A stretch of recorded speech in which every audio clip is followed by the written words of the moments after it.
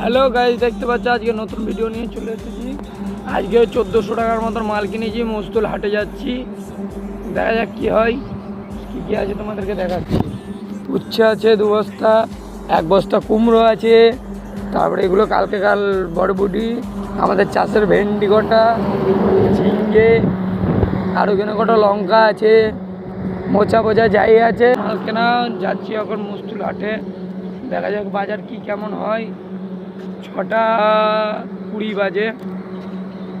আমার ভিডিও যদি ভালো লেগে তাহলে একটা লাইক করে দিয়ে যাবো বন্ধুরা। চলো।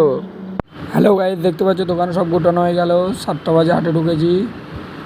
উচ্ছে বেচছি 515, তারপরে ঝিঙ্গে 30 টাকা কেজি, কুমড়ো 18 টাকা কিলো বেচছি দেখতে পাচ্ছ, আর শসা 20 টাকা কেজি, লাপা 250, লঙ্কা 150, মোচা দুটো ছিল 30 টাকা বেচলাম একজনাকে। আর এই কুমড়ো বেচছে 18 টাকা কিলো।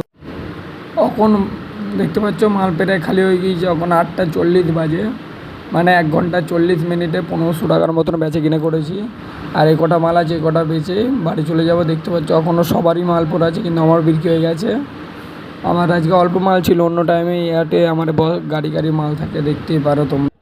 হ্যালো গাইজ, দেখতে পাচ্ছ প্রায় সব মাল বিক্রি হয়ে গেছে। এখন গাড়ি নিয়ে বাড়ির দিকে যাব।